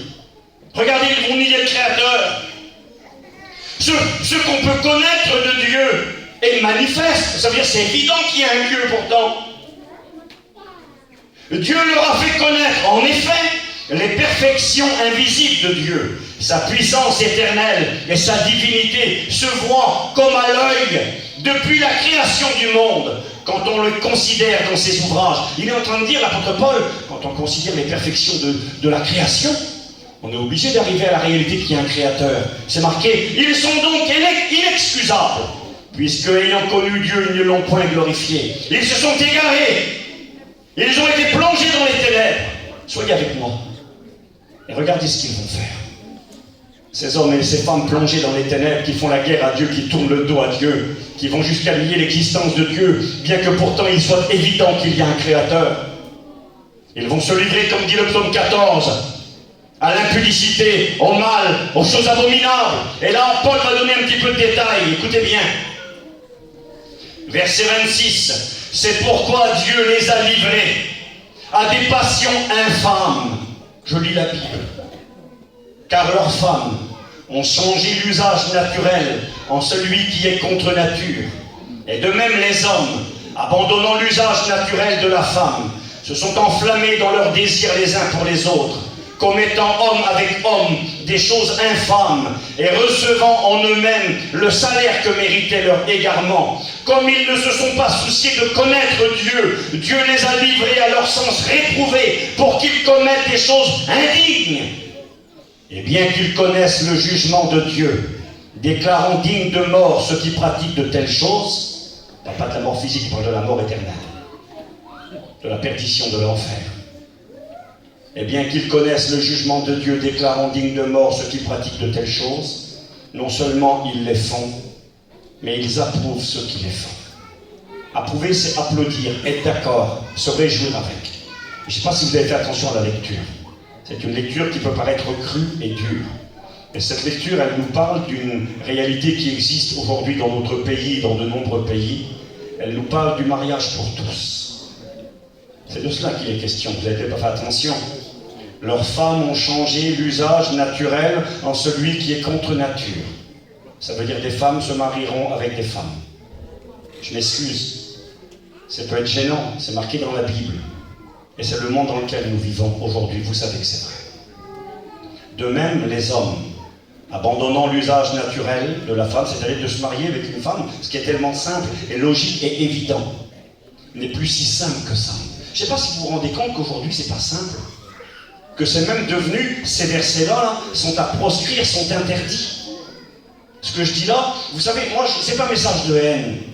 Quelqu'un, peut-être qui regardera la vidéo, va se dire, il a de la haine, il n'est pas gentil. Hein. Excusez-moi le mot, il faut dire c'est un discours homophobe. Il est méchant, il a de la haine. Non, pas du tout. Nous aimons tous les hommes, toutes les femmes, parce que Dieu aime le monde entier. Dieu veut que tous les hommes soient sauvés et parviennent à la connaissance de la vérité. Nous aimons les hommes et les femmes, quel que soit leur péché. Et d'ailleurs, c'est écrit dans 1 Corinthiens au chapitre 6, je peux vous le lire, il faut un instant, il est question de personnes justement qui ont pratiqué de telles actions. Je ne veux pas m'excuser, mais c'est marqué dans la Bible, ces actions, la Bible les appelle des abominations. C'est écrit, d'ailleurs, vous avez pas fait attention, le psaume 14. Ils ont dit, l'insensé dit en son cœur, il n'y a pas de Dieu. C'est pourquoi ils se sont livrés aux abominations. Et dans le Lévitique, au chapitre 23, il nous parle, excusez-moi, du mariage pour tous, et il dit que c'est une abomination. Quelque chose de répugnant, quelque chose qui déplaît à Dieu. Une ancienne ministre française, elle est tout le temps vivante, Madame Boutin Christine, ministre de Nicolas Sarkozy, en son temps, a été condamnée à une forte amende, 5 000 € d'amende à payer. Pourquoi ? Parce que lorsqu'il a été question d'adopter en France le mariage pour tous, elle s'y est opposée fermement. C'est une dame qui croit dans la Bible et qui croit en Jésus. Et cette dame, elle a dit ça. Elle a dit, je ne suis pas d'accord pour le mariage pour tous. Elle a dit, le mariage, c'est un homme, une femme qui ont des enfants. C'est ça une famille. Et quand elle a dit ça, elle a dit cette parole. Elle a dit, le mariage pour tous est une abomination. C'est marqué dans la Bible. Il y a eu une plainte déposée contre elle, elle a fini au tribunal. Et son avocat a dit ceci devant les juges. Il a dit, écoutez bien, si vous condamnez ma cliente, c'est pas elle que vous condamnerez, c'est la Bible. Parce que ce qu'elle a dit, c'est ce qui est écrit dans la Bible, c'est sa foi. Alors, à vous de voir pour la sentence. Et là, les juges ont prononcé une condamnation à une peine de 5 000 € à payer. Ils ont condamné la Bible. C'est écrit que les nations se révolteront avec leurs dirigeants, ils jetteront par-dessus bord ce qui est de la foi. Ils considéreront les valeurs chrétiennes, la morale chrétienne comme des entraves, comme quelque chose de déplaisant, interdit d'interdire, ni Dieu ni maître. J'ai découvert ça il y a quelque temps déjà en arrière, ça a commencé, j'ai marqué ça a commencé en 2009, il y a 13 ans en arrière, en Angleterre. Une personne a eu une idée, une personne athée qui ne croit pas en Dieu, qui n'aime pas Dieu, qui n'aime pas la morale chrétienne, qui n'aime pas les ordres de Dieu, les commandements de Dieu. Et cette personne avait eu à cœur de mettre sur un bus en Angleterre, les grands bus rouges à étage, et il y a des panneaux publicitaires dessus. Elle a eu à cœur de payer des milliers d'euros pour mettre un message que les gens pourraient lire en roulant au volant de leur voiture. Le message était celui-ci. Je ne sais pas s'il y en a plein qui parlent anglais ici. There's probably no God. Stop roaring and enjoy yourself. Il n'y a probablement pas de Dieu, alors arrêtez de vous inquiéter et réjouissez-vous. Dieu n'existe pas, alors allez-y. Et puis elle a fait un appel aux dons, et à son grand étonnement, elle a récolté la petite somme de 180 000 euros. Et ils ont commencé à envoyer des bus, ils ont envoyé 800 bus en Angleterre. L'idée a fait son chemin, ça a tellement plu. La Finlande a imité, l'Allemagne par la suite, l'Italie, dans plusieurs pays européens, le Canada, ils ont imité et ils ont envoyé des véhicules avec le message dessus. Dieu n'existe pas, ne vous inquiétez pas, faites tout ce que vous voulez, réjouissez-vous. La prise de position du monde. Interdit d'interdire, allez-y à fond, et c'est écrit dans l'Épître aux Romains. Dieu va les livrer à leur sens réprouvé pour qu'ils commettent des infamies. J'ai noté, nous vivons des temps semblables à ceux de Noé et de Lot. Les générations les plus pécheresses que le monde a connues. Et Jésus a dit cette parole, nous connaissons Matthieu 24, versets 32 à 42, Luc 17, versets 26 à 30. Jésus a dit que ce qui est arrivé à l'époque de Noé arrivera de même à l'avènement du Fils de l'homme, c'est-à-dire à son retour. Ce qui est arrivé à Sodome et Gomorrhe à l'époque de Lot arrivera pareillement à l'avènement du Fils de l'homme. Mais qu'est-ce qui se passait à l'époque de Noé? Et qu'est-ce qui se passait à l'époque de Lot dans les villes de Sodome et Gomorrhe et les villes de la plaine? Sodome et Gomorrhe, c'est plus facile à comprendre. On lit Genèse, chapitre 19. Il est écrit que le Seigneur a envoyé des anges, 2 anges, sous les traits d'êtres humains. Ils ressemblaient à 2 hommes, les anges. Et puis ils sont rentrés dans la ville de Sodome et de Gomorrhe. Et quand ils sont rentrés dans cette ville, il est écrit que Lot les a accueillis, les a fait rentrer chez lui. Soyez avec moi quelques minutes. Vous savez, c'est pas facile pour moi de prêcher ça parce que je suis gêné devant vous. Mais de toute façon, c'est le monde dans lequel nous vivons. Et ça ne va pas aller à s'arrangeant. Je vais vous dire des choses, vous allez voir, importantes, vraiment importantes, dans les quelques minutes qui viennent. Quand les anges sont rentrés dans la ville et qu'ils ont trouvé un accueil dans la maison de Lot, il est écrit que les gens de la ville sont venus, avec les petits-enfants, les petits garçons, qui avaient, je ne sais pas, peut-être une dizaine d'années et moins. Ils sont venus tous ensemble. Et je m'excuse avec tout le respect que j'ai pour vous. Il est écrit que les gens de la ville, avec les jeunes garçons qui étaient là, ont voulu abuser des anges. Ils ont voulu abuser des anges. Une perversité telle. Il a fallu que les anges les aveuglent pour qu'ils ne couvrent plus la porte. Ils étaient tellement, même les petits jeunes étaient contaminés. Est-ce que c'était pareil à l'époque de Noé? Regardez ce que dit l'Écriture. Genèse 6, verset 11. La terre était corrompue. La traduction parole de vie, elle dit la terre était pourrie. À l'époque de Noé, quand Dieu a détruit la terre entière, le monde entier a été détruit. 8 personnes seulement ont survécu. Une petite famille. Noé, sa femme, ses 3 fils, ses 3 belles-filles. Tous les autres sont morts. Mais pourquoi? Parce que la colère de Dieu s'est manifestée du ciel par le passé. Pourquoi? Parce que la terre était pourrie, corrompue devant Dieu, pleine de violence. Et là, Dieu dit, et ça, les gens ne s'attardent pas sur les mots qui suivent. C'est écrit, car toute chair avait corrompu sa voix sur la terre. Toute chair avait corrompu sa voix. Qu'est-ce que ça veut dire? Toute chair avait corrompu sa voix sur la terre. Ça veut dire toute chair avait abandonné les pratiques normales d'un couple avec un homme et une femme. Le mariage pour tous existait à l'époque de Noé, et ça a été l'une des raisons pour laquelle le déluge est venu sur le monde. Mais je vais aller plus loin. Tu peux aller plus loin si vous allez voir. J'aimerais ouvrir vos yeux sur le monde dans lequel vous vivez aujourd'hui. Tout à l'heure, je vous ai dit que la face cachée de la guerre en Ukraine là-bas, quelque chose dont on ne parle pas. Les gens ne font pas simplement la guerre comme ça parce qu'il y a un parti pris. Moi, je n'ai pas de parti pris. Je suis ni pour les Russes, ni pour les Ukrainiens. Ça, c'est les gens du monde. Et puis la guerre, c'est pas de Dieu. La guerre, c'est du diable. Il n'y a pas de gentils, il n'y a pas de méchants. Les guerres, il n'y en aura pas quand Christ viendra régner sur cette terre. Donc, moi, je n'ai pas de parti pris. Il y en a aujourd'hui, ils sont pour l'Ukraine, les autres sont certains pour la Russie. Les médias français, les autorités françaises sont pour les Ukrainiens. C'est les gentils, les autres, c'est les méchants. Quand on regarde bien l'histoire, les Ukrainiens ne sont pas si gentils que ça et pas tout le temps. Et puis les Russes non plus, c'est pas des gentils non plus. Mais il y a un conflit qui est bien plus grand. C'est plus que la Russie contre l'Ukraine. Et c'est un combat moral. C'est un combat pour une idéologie, pour des idées, pour des principes, pour des valeurs. J'y reviens dans 2 minutes. J'aimerais vous dire que cette guerre qui a pris place contre Dieu aujourd'hui et qui se solde par toutes sortes de folies. Je ne sais pas, regardez, j'ai noté ça moi. Hein, j'ai marqué ça. Le fameux mariage pour tous est un blasphème. Ce que je dis là, c'est enregistré, ça peut me coûter de la prison. On le sait. Mais vous savez ce que je me suis dit un jour? Je ne suis pas un héros, moi. Je ne suis pas un héros, puis je ne voudrais pas aller en prison. Mais j'ai été en prison pour le mal. Moi, j'ai fait des bêtises quand j'étais jeune. Et j'ai été des années en prison. Alors je me dis que si peut-être un jour je vais en prison pour Dieu, ça serait peut-être une grâce. Sérieux?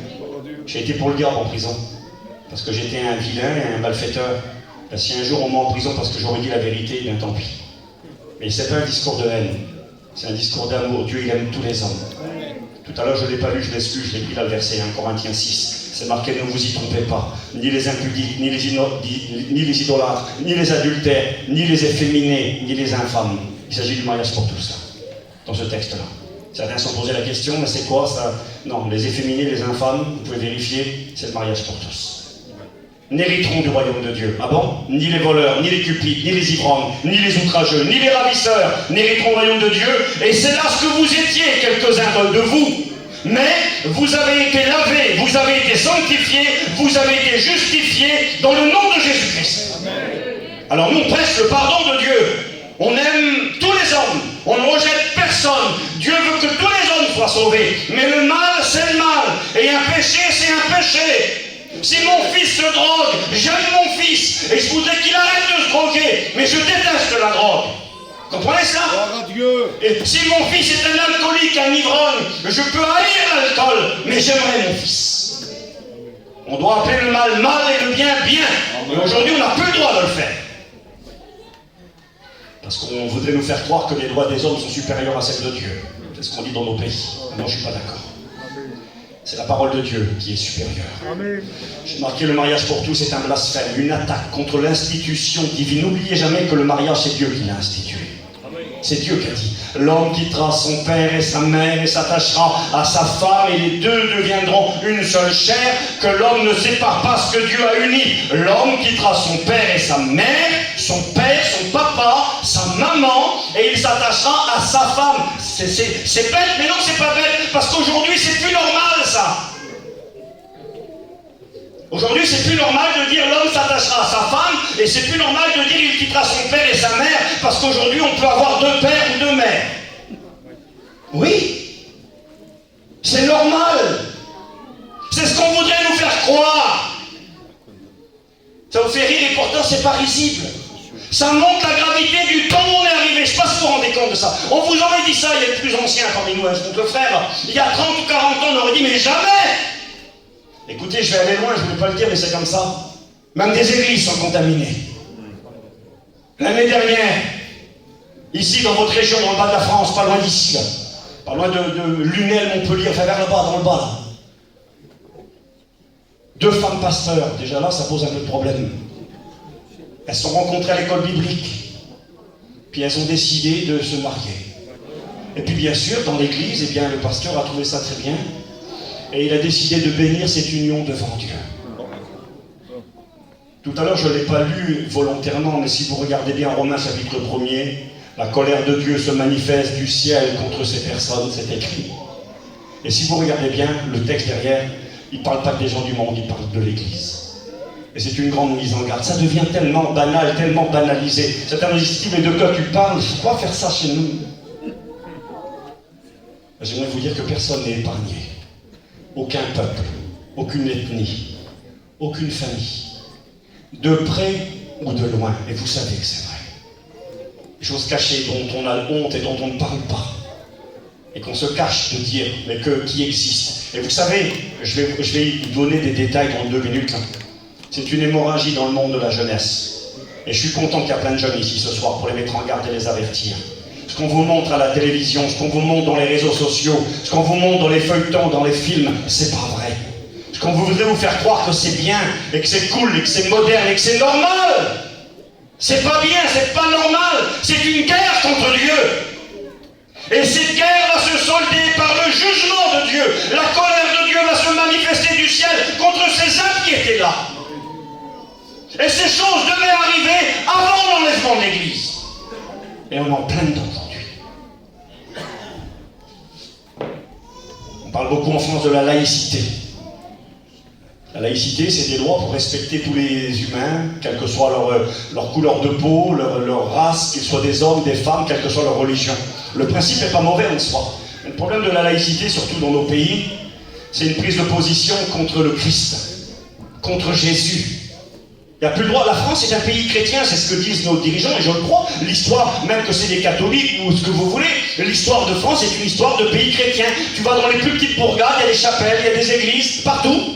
Il y a des crucifix, des croix, la croisée des chemins, ça fait partie de l'histoire. Au milieu des petits villages, il y a une église, il y a un clocher, parfois il y a des statues dehors. Aujourd'hui, on veut obliger d'enlever les statues. Interdit à l'époque de Noël de mettre une petite crèche dehors. Pas le droit. Une prise de position contre Dieu et contre le Christ.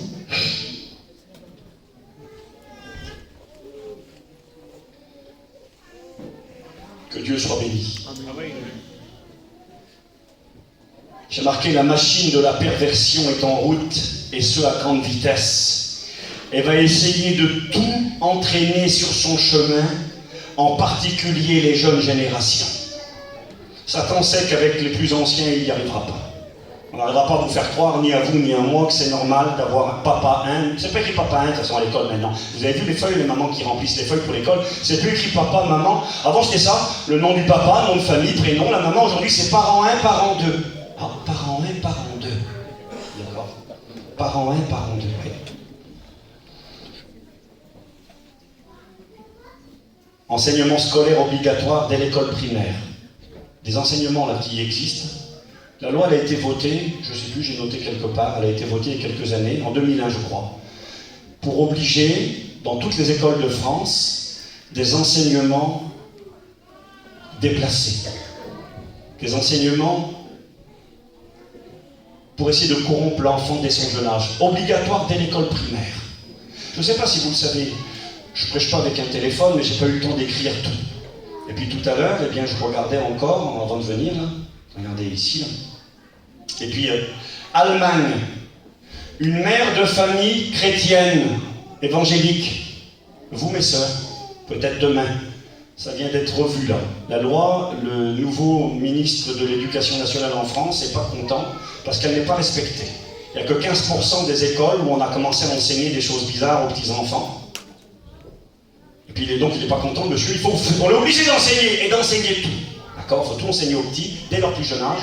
Et des petits-enfants dans les cours, là, en Allemagne, je m'excuse, hein, ils se sont évanouis. Des images qu'on leur a montrées dans les cours. Et on leur apprend dès le plus jeune âge que c'est normal qu'un petit garçon soit une petite fille s'il le veut. On appelle ça les transgenres. C'est normal aussi qu'une petite fille soit un garçon si elle le veut. Il y a de cela quelques années en arrière, il y avait 10 demandes en région parisienne par an.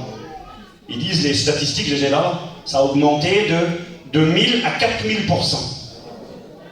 Il y a plein de petits, là, ils ont 6, 7 ans, 8 ans, 9 ans.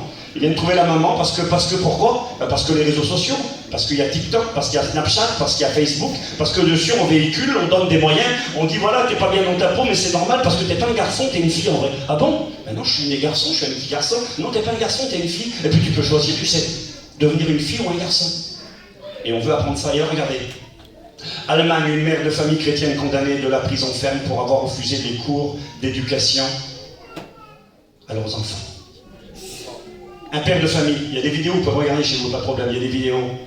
La petite femme, elle a plein d'enfants là, en prison avec son petit bébé. Les gendarmes viennent la chercher chez elle pour l'accompagner à la prison parce qu'elle a refusé de mettre les petits à l'école pour écouter des saletés, de l'impudicité et des souillures.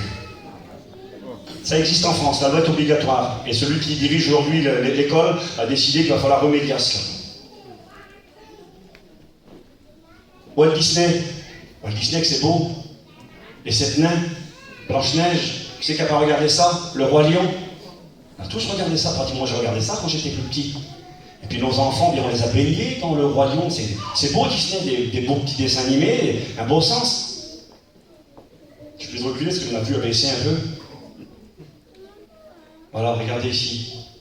La présidente de Disney, c'est une dame qui dirige Walt Disney aujourd'hui, veut, je m'excuse, 50% de personnages LGBT. LGBT, bien c'est les hommes mariés ensemble, les femmes mariées ensemble, c'est ça. Et puis autre chose. Elle veut 50% de personnages LGBT issus des minorités dans les prochains films pour enfants. Le cadre et les producteurs Disney ont déclaré lors d'une récente réunion en interne qu'il fallait redoubler d'efforts pour favoriser l'émergence de personnages principaux transgenres, des filles qui viennent des garçons qui viennent des filles dans les dessins animés. Pourquoi? Parce qu'ils ont compris que si on peut contaminer un petit quand il a 2 ans, 3 ans, 4 ans, on l'a gagné. La couleur là, l'ancien, excuse-moi, je vais le contredire. Quelle couleur c'est ça là? Bleu. Hein? Bleu. Qu'est-ce que t'en penses toi? Bleu. Et toi? Bleu. Bon, le petit il a 2 ans, tu vois mon petit ça? C'est rouge. C'est rouge, d'accord? C'est rouge. Et puis il a 2 ans et demi, c'est rouge. Et il a 4 ans, c'est rouge. Et quand il a 20 ans, c'est rouge. Et tu vas lui demander après quelle couleur que c'est ça. Pourquoi tu dis que c'est bleu, toi? Parce qu'on t'a tout le temps appris que c'était bleu. Ils ont compris qu'ils peuvent avertir un enfant tant qu'il a 2 ans, 3 ans, 4 ans, dès l'école, le plus jeune âge, dans ses pensées, dans sa compréhension des choses. Ils vont gagner. Regardez ici dans les dessins animés Disney. Elle s'appelle Karek Burke, présidente de Disney, générale, a fait valoir au cours de la réunion qu'elle était la mère de 2 enfants queers. Ces enfants, la présidente de Walt Disney aujourd'hui, c'est 2 enfants. Il y en a un, c'est un transgenre, c'est une petite fille qui est devenue un petit garçon. Et puis l'autre, eh bien, il peut se marier avec un garçon ou une fille, c'est normal aussi. Et c'est eux qui font les dessins animés. Regardez, vous avez vu ça aussi. Les Émirats Arabes Unis interdisent Buzz l'éclair, Mickey inutile, interdit Buzz l'éclair qui met en scène des personnages LGBT. Vous l'avez vu, peut-être certains ont vu, nous, frère, vous fait rire, mais regardez dans quel monde vous vivez au vrai. Vos petits grandissent là-dedans. Puis regarde le petit Mickey, Buzz l'éclair, et puis dans Buzz l'éclair, il y a 2 filles qui s'embrassent, c'est normal. Et puis après, il y a l'autre film là, qui est sorti il n'y a pas longtemps, Doctor Strange, ceux qui aiment bien les super-héros, l'Arabie Saoudite aussi, parce qu'eux, ils sont musulmans, et parfois ils ont plus de moralité que certains chrétiens. Eh bien, il dira ceci, demande à Disney le retrait d'une référence, parce que dans l'une des scènes, eh bien, il y a une jeune fille, elle a 2 mamans qui sont mariées ensemble. Et ça, tout doucement, les films, les dessins animés, les Mickey, les petits regardent ça. Et puis à l'école, on leur apprend à lire sur un petit livre. Il y a bébé pingouin, puis il a 2 papas. Et puis c'est normal. Mais l'idée, c'est bien pire que ça. L'idée, c'est qu'en grandissant, c'est plus bleu, ça, c'est rouge.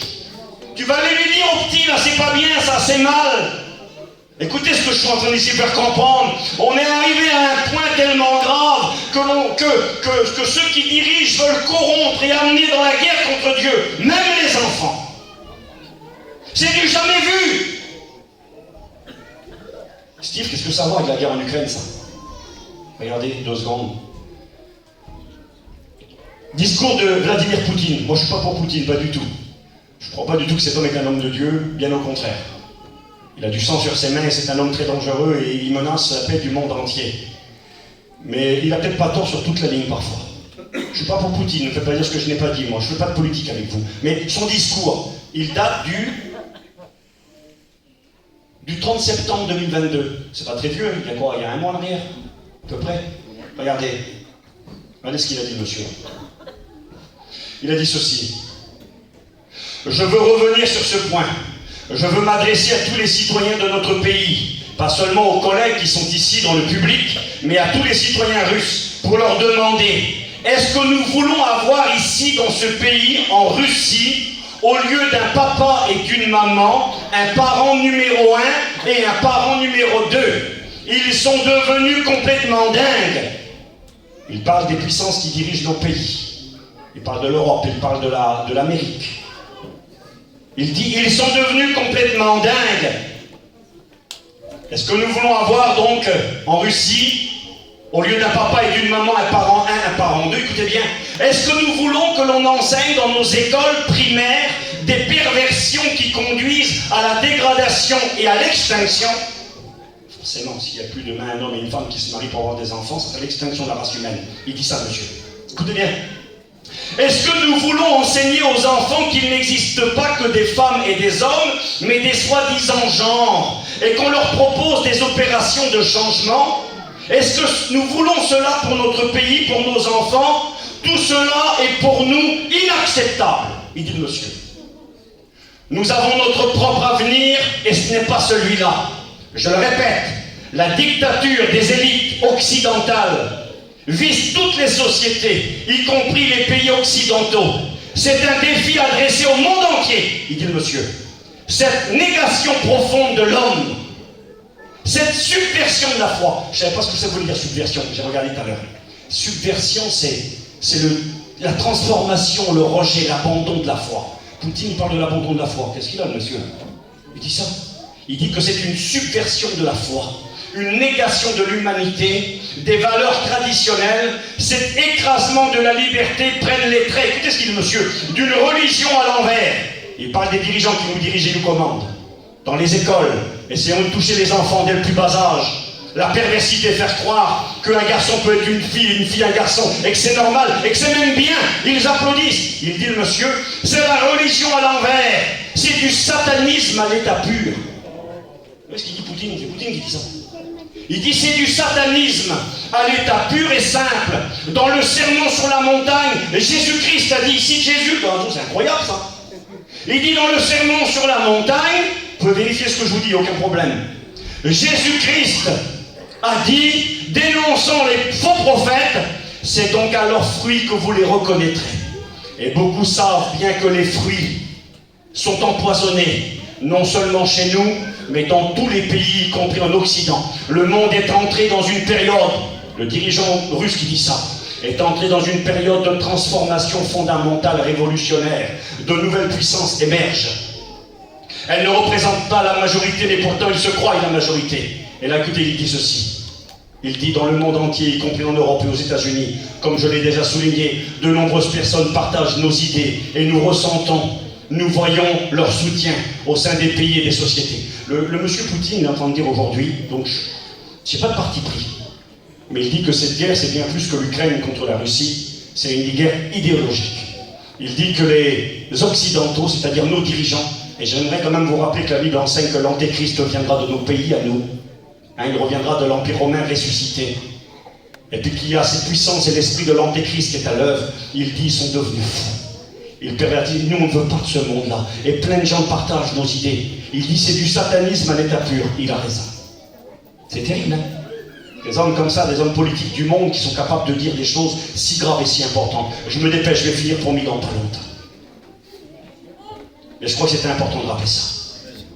Enseignement scolaire obligatoire dès l'école primaire, ces pratiques sont normales. Les livres scolaires, j'ai marqué ça. Aujourd'hui, il est normal. Je vous parle avec mon cœur, Seigneur, des fois des choses, ça doit vous choquer. Tout à l'heure, j'ai dit ça. Ça va choquer quelques-uns, je l'espère. Mais ce qui est terrible, c'est qu'aujourd'hui, on est tous choqués, même de rien.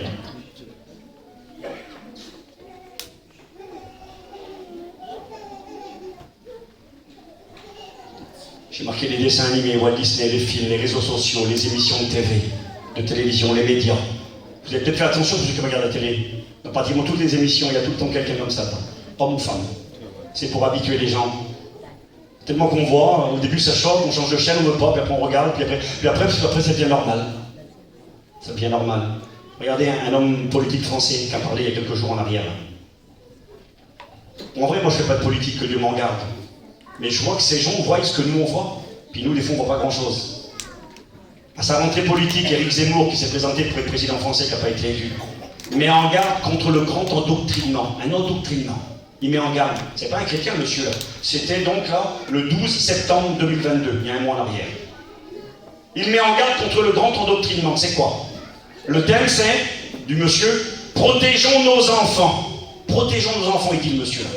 Éric Zemmour a fait un long développement sur l'école en demandant à ses troupes de ne plus rien laisser passer, dénoncer, protester à travers un réseau national de parents vigilants présents dans chaque établissement. Je veux que chaque parent puisse nous signaler les aberrations dont sont victimes les enfants à l'école. Et regardez ce qu'il dira, ceci.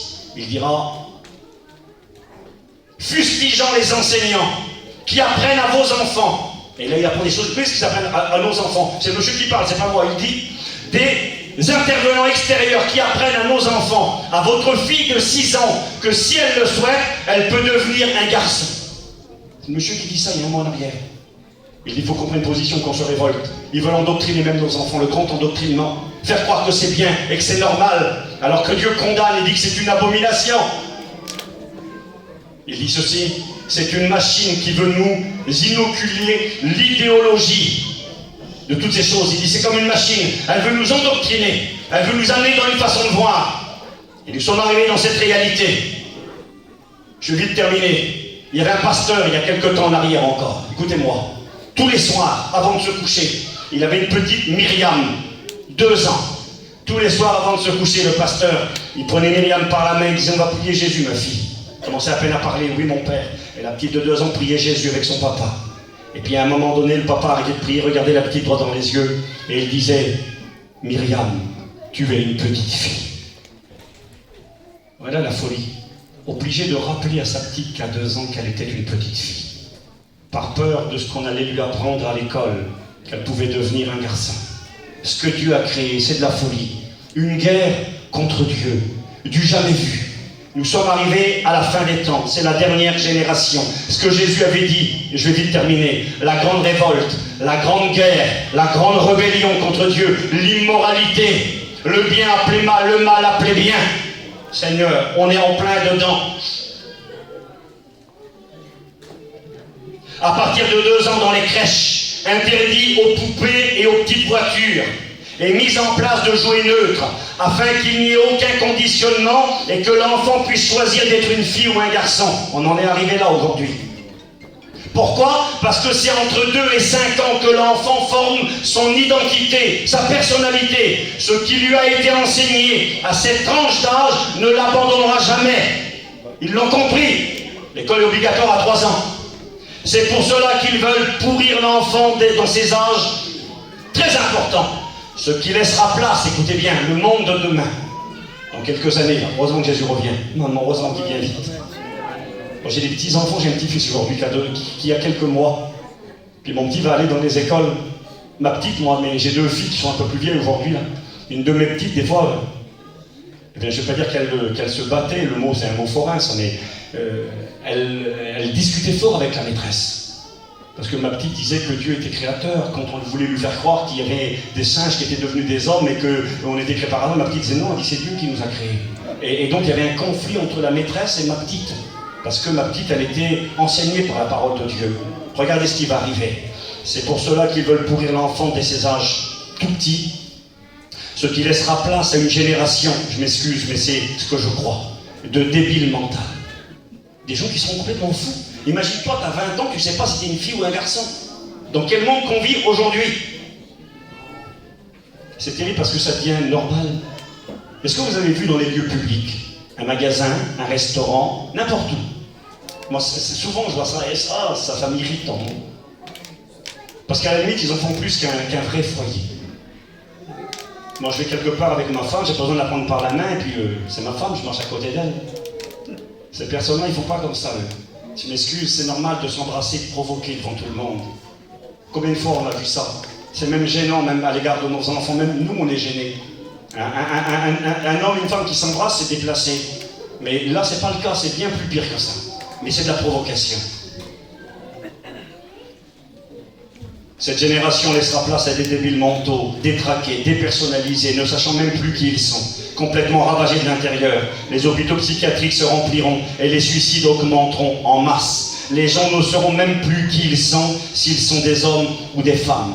Des cours obligatoires vont être mis en place et sont mis en place dans les écoles pour pervertir davantage. Nos dirigeants, dirigés par l'ennemi, veulent nos jeunes, nos enfants. Ils veulent les manipuler dès le plus jeune âge. Et qui font qu'ils ne pourront plus choisir Dieu. Parce que pour eux, tout ce qu'ils feront seront normal, deviendra normal. Alors je vais terminer, j'avais des choses à vous dire, mais je dois arrêter, je le sens. J'ai marqué bientôt, et c'est déjà commencé, ça sera l'enfer sur la terre. J'avais écrit des choses, je ne parle pas. J'ai marqué, il nous faut aujourd'hui, nous, être enseignés, enseigner nos enfants. Écoutez les mamans, vérifiez ce qui les influence. Regardez ce que regardent vos petits. Leurs livres, leurs films, les vidéos qu'ils regardent. Il y a trop de mamans, parents négligents, on se débarrasse, on est tranquille, le petit nous laisse la paix, on le voit, on les voit. Les petits prennent les téléphones et ils regardent n'importe quoi, tout et n'importe quoi. Vous savez, des fois, il y a même des abominations qui arrivent. Même que tu veux pas, même que tu fais rien, ça vient tout seul et le petit regarde tout ça. Et il est marqué dans son cœur, dès son jeune enfance. On a des responsabilités. Mais j'aimerais vous dire qu'on fera ce qu'on voudra. La machine est en route et rien pourra l'arrêter. Il y a quelque chose de terrible qui est là dans ce monde, cette guerre contre Dieu qui bat son plein, comme jamais jusqu'à aujourd'hui. J'ai fini tout de suite, je vous promets. Tout s'accélère, on n'en a plus pour longtemps. J'ai marqué des églises vont se voir et se voient déjà fermer leurs portes et se le verront de plus en plus. Il y a des chrétiens là-bas à côté d'Angoulême qui ont été condamnés à de la prison. Condamnés parce qu'ils ont donné des prospectus où étaient dénoncés des pratiques qui sont devenues aujourd'hui normales. Donc nous sommes arrivés, je ne sais pas, je voulais juste vous ouvrir vos yeux, à un monde qui est en guerre contre Dieu, à un monde qui est en guerre d'idéologie, à un monde qui est en rébellion, à un monde qui aujourd'hui appelle le mal mal, qui apporte la confusion, le désordre, qui contamine même les enfants. Et j'aimerais vous le dire de la part du Seigneur, Dieu ne va pas accepter. Et parce qu'il n'accepte pas le Seigneur qui use de patience, eh bien dans pas longtemps, et moi je suis pressé que ça arrive, eh bien il va venir nous prendre, nous les chrétiens. De toute façon, le monde ne veut pas de nous. Il va nous prendre, il va nous amener dans le ciel. Et ce monde qui a fait la guerre à Dieu, qui est dans cet état de révolte, va connaître les jugements divins. Je le dis aux mamans, allez, je ferme la Bible, faites attention à ce que vous mettez dans les mains de vos enfants. Faites attention aux vêtements que vous mettez sur vos enfants. Je ne veux pas faire de l'apologie des marques et parler de tout ça, mais la marque Levi's, moi je n'ai rien contre Levi's. Levi's fait la promotion, Converse, les jeunes ils aiment ce genre de chaussures. Vous voyez souvent sur des vêtements des drapeaux arc-en-ciel, de toutes les couleurs. Ça c'est le drapeau de la communauté LGBT dans le monde entier. On éclaire la Tour Eiffel à ces couleurs-là, on éclaire les endroits du monde. Il y a des gay pride, ça veut dire fier d'être comme ça, des marches. Et toi tu vas en ville, tu parles de Jésus, tu mets une petite croix autour de ton cou, on t'arrête, on te met en prison. Qu'est-ce qui se passe? La guerre est déclarée, Dieu on n'en veut pas, le monde n'en veut pas. Ça a atteint un niveau, jamais, ça continue, ça s'accélère, ça va bientôt avoir un grand coup de frein. Parce que celui qui est dans le ciel, c'est écrit, il rit, il regarde, mais qu'est-ce que c'est, vous voulez me faire la guerre à moi? Embrassez le Fils avant qu'il ne s'irrite, parce que sa colère va s'enflammer. Heureux ceux qui se confient en lui. Et moi je me confie en lui. On est arrivé au bout.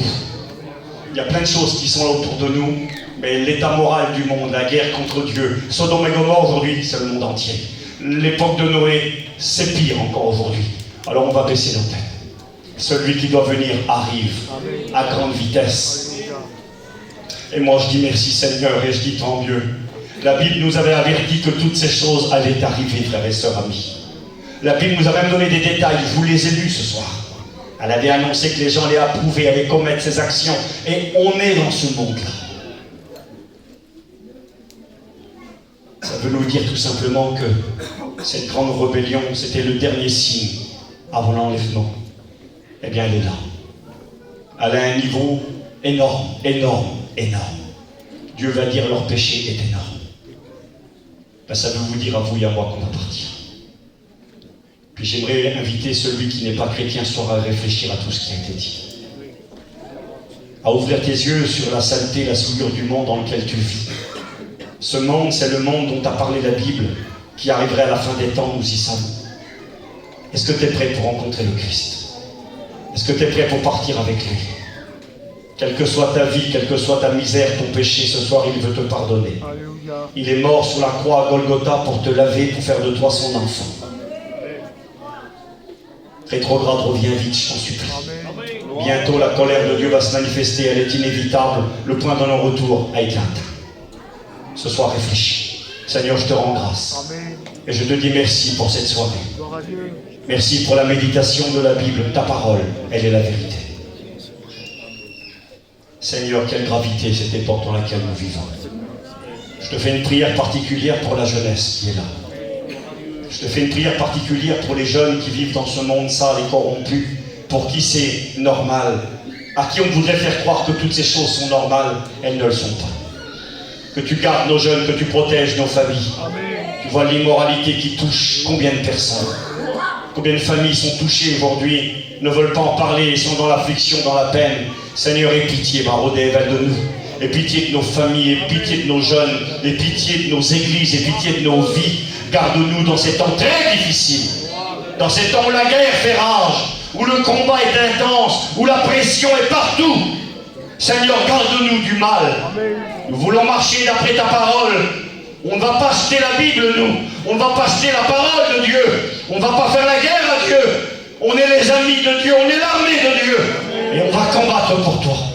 Que tu bénisses nos amis, que tu bénisses ton Église, que tu bénisses les pasteurs qui sont là, et qu'ils travaillent vaillamment pour toi, pour ton œuvre, pour sauver des âmes, parce que ton retour est imminent, c'est inévitable.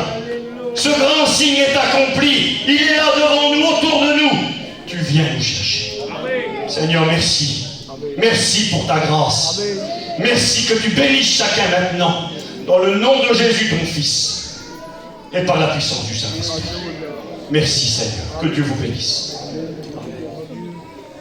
Amen, Seigneur, merci. Gloire à Dieu, je laisse cette parole sur vos cœurs, je ne fais pas d'appel. Alléluia. L'appel il est simple, Jésus revient, vous le savez. L'heure est très très avancée, on le voit, on le comprend encore ce soir. Alors, eh bien, faisons tout, vous comme moi, pour être prêts. Parce qu'il arrive, et le plus tôt sera le mieux. Que Dieu vous bénisse. Amen.